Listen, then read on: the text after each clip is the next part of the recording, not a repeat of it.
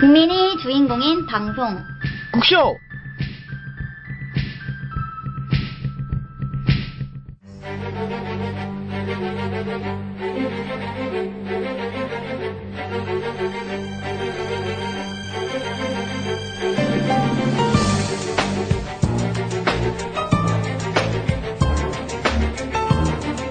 가장 큰 원칙은 사람 중심입니다.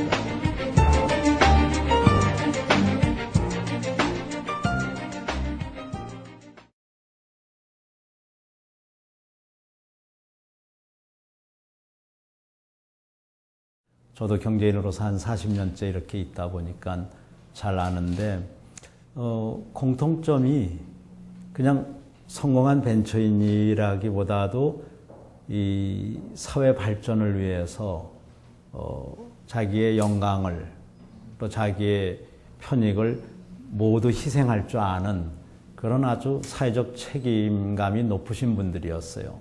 특히 유일한 박사님은 그 자신의 묘비에다 참 리더란 자신의 머리로 남의 꿈과 행복을 생각할 수 있는 사람이라고 했어요.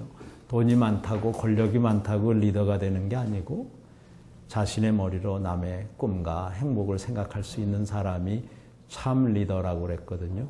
한 번은 그 길을 완성하시는 분이고 한 번은 그 길을 가면서 국민들에게 꿈과 행복을 만들어 보려고 하는 거니까 그런 분들이 앞으로 수백 명, 수천 명 나와야 이 사회가 발전하지 않을까 이렇게 생각합니다.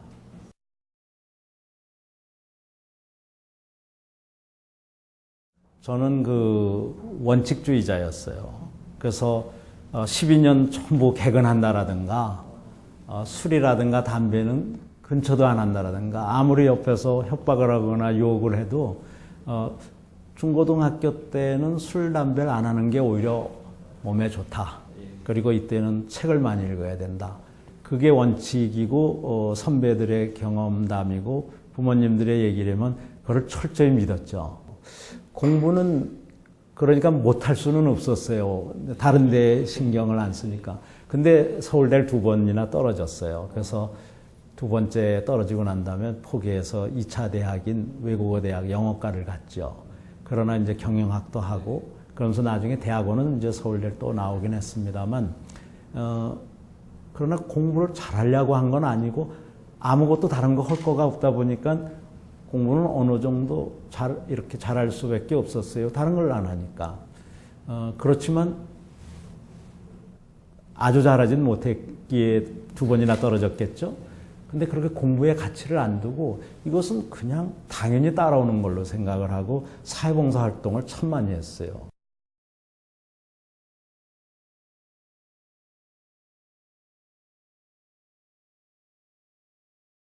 한국 바깥에서 보면은 지구촌에 오고 있는 경제, 금융, 또 국가 재정의 위기가 보였었고 국내에 몰입하고 있는 분들은 그거를 못 보고 있었어요. 그래서 국내에 몰입하고 있는 사람은 대우나 같은 그런 토지 개발이라든가 부동산 개발 사업을 하기를 원했고 국제 정세를 보고 있는 사람은 외환 위기가 오니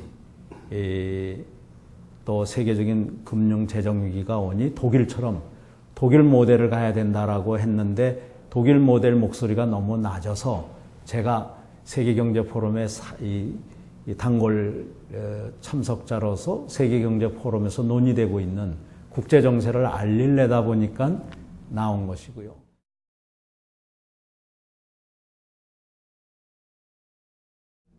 과거형이라는 게 맞을 것 같아요. 지금은 100% 기업인으로 돌아와서 경제활동에만 전념하고 있으니까요. 그래서 제 역할은 그 당시 세계 경제의 양대 흐름 중에서 독일 모델을 제시하고 이것이 그때도 그렇고 앞으로도 대한민국이 갈 방향이다.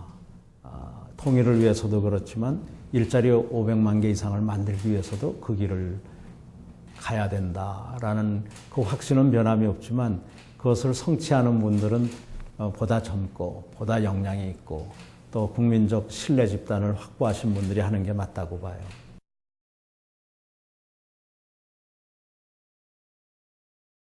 가장 큰 원칙은 사람 중심일 것 같아요. 사람에게 희망을 갖게도 하고 희망을 우리가 또 가져서 사람을 신뢰하는 거, 그게 아주 중요한 거고요.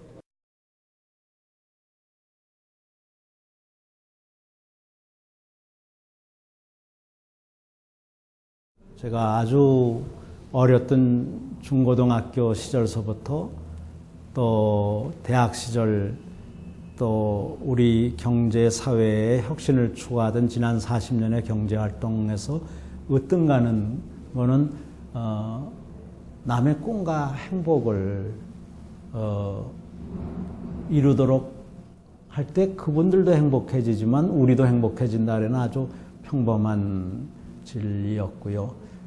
그래서 이런 흔히 말하는 자원보다 늘 사람을 으뜸으로 놨고 특히 사람은 창조력을 가지고 있다는 데 저는 착안을 했어요.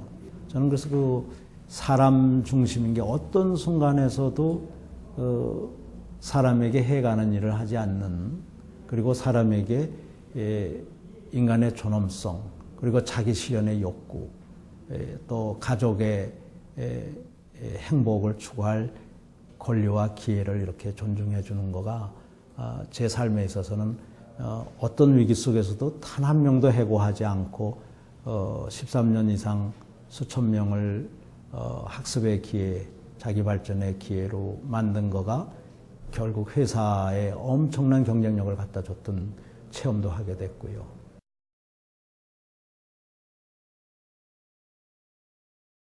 이 리만 브라더스 사태 이후에 1년 반도 안 돼서 국제 경제가 돌아오니까 다른 나라는 해고한 사람을 다시 복직하려니 절차도 복잡하고 문제가 많았죠. 제자리에 갈 수도 없고.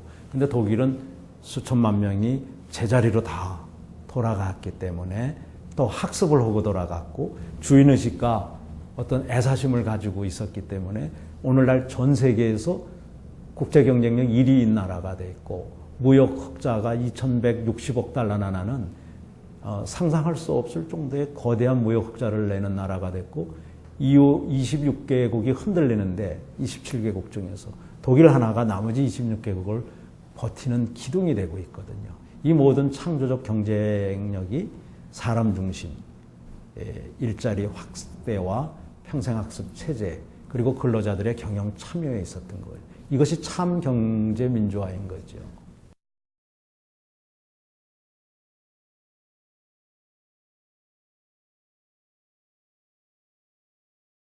전부 다는 아니지만 독일과 북유럽 4개국의 공통점을 보면 고용률이 다 70%를 넘는 거가 특징이죠.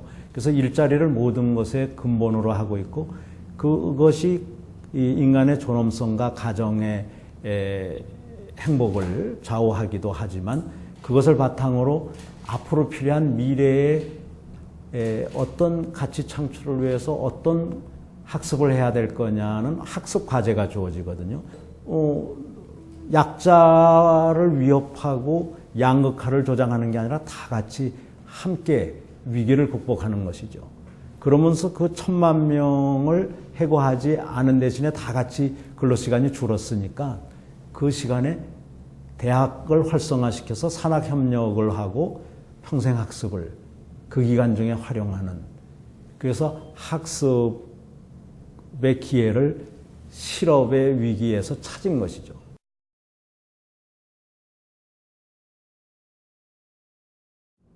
학생들만의 책임은 아니라고 봐요. 물론 학생들이 보다 더 적극적이면 좋겠죠. 그러나 사회가 중소기업과 대기업을 마치 이 천국과 지옥처럼 이렇게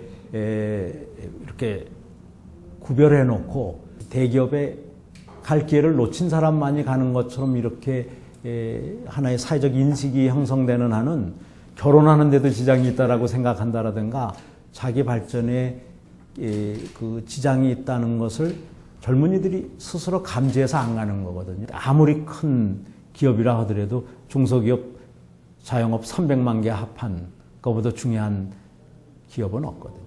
일자리 창출 측면에서도 거의 90% 가까이를 창출하고 기업체 수로서는 99% 이상이 되는 중소중견기업을 독일식 명품기업으로 만들어야죠. 그러면 여러분들의 일자리 문제는 완전히 해결될 겁니다.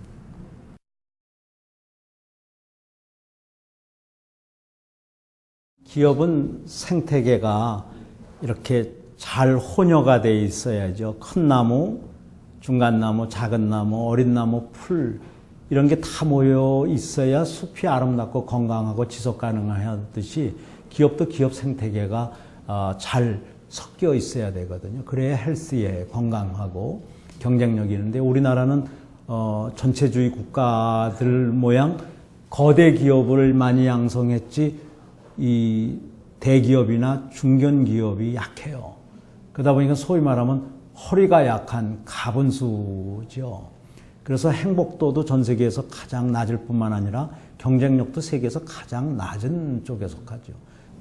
대기업들의 그 엄살에 대해서는 그냥 웃고 넘어가면 됩니다. 우리가 그래도 우리는 가난하게 굶었지만 맏아들 한 30개는 저만큼 키웠구나. 그러면 이제 나머지 중간 아들이나 딸이나 뭐 막내들도 앞으로 한 20, 30년은 좀 키워야 되겠구나. 이렇게 생각하면 되지. 그렇다고 맏아들 또 이렇게 억지로 키 작게 만들 필요는 없죠. 그렇죠?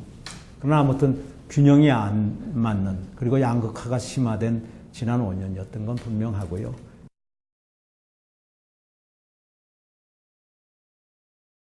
독일의 히든 챔피언 같으면 평균 이직률이 2.7%밖에 안 돼요. 그런데 우리나라의 많은 기업의 이직률이 20% 가까이 되고 또 미국이라든가 이런 극단적인 단기 업적주의 나라라든가 사람을 소홀히 하는 나라에서는 이직률이 30%인 나라도 많거든요.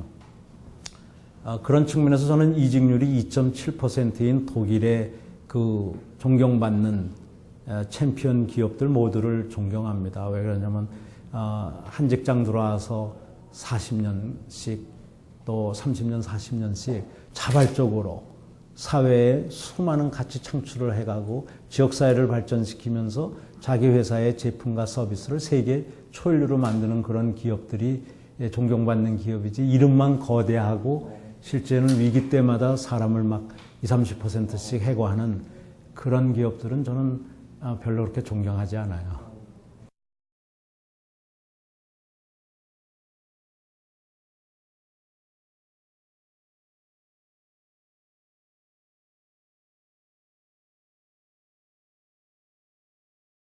피터 드러커는 뭐 수많은 좋은 얘기를 했지만 그 중에 하나가 밖을 보라.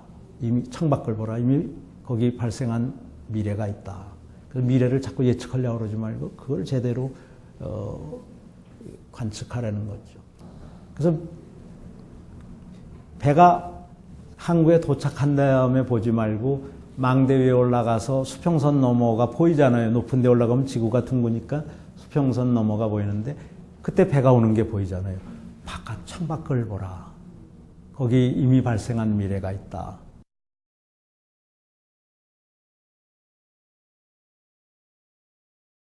지난 40년의 경제 활동 중에서 특히 최근 한 20년 동안 집중적으로 해온 거가 기업의 사회 책임 운동 내지는 공유가치 창출 운동이었고 이런 것을 지지하는 단체가 세계적으로 점점 늘고 있어요. 그중에 대표적인 단체가 드라카 소사이어티라고 하는데 전 세계적으로 37개나 되고요. 이런 데하고 협력하고 있고 또 세계에서 윤리경영운동, 투명경영운동을 하는 분들이 이 사회책임운동 내지는 공유가치 창출 경영에 아주 깊은 관심을 가지고 있어서 올 11월에도 한국에서 아시아 지역 대회도 하고요. 마지막으로 이 모든 리더십이나 이니시어티브를 제도화하는 게 중요해서 세계에서 가장 선진화된 성공 모델을 표준화하고 확산하는 그런 운동을 국제기구들과 같이 하고 또 세계적인 주요 경영대학원들과 함께 하고 있죠. 21세기의 경쟁력은 이 개개인적으로 누구나 신뢰할 수 있는 그 신뢰의 상징 인물이 되는 캐릭터가 인품, 품성이 중요하죠.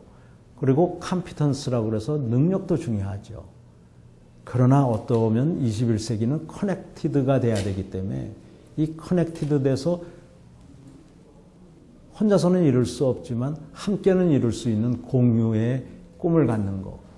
그래서 그 디자인, Dream and Design Your Total Life라는 말을 그 드라카가 얘기했는데 당신의 여러분들의 꿈을 넓게 크게 그리고 남과 결합해서 가지면 혼자서 이룰 수 없던 것들을 이룰 수 있거든요.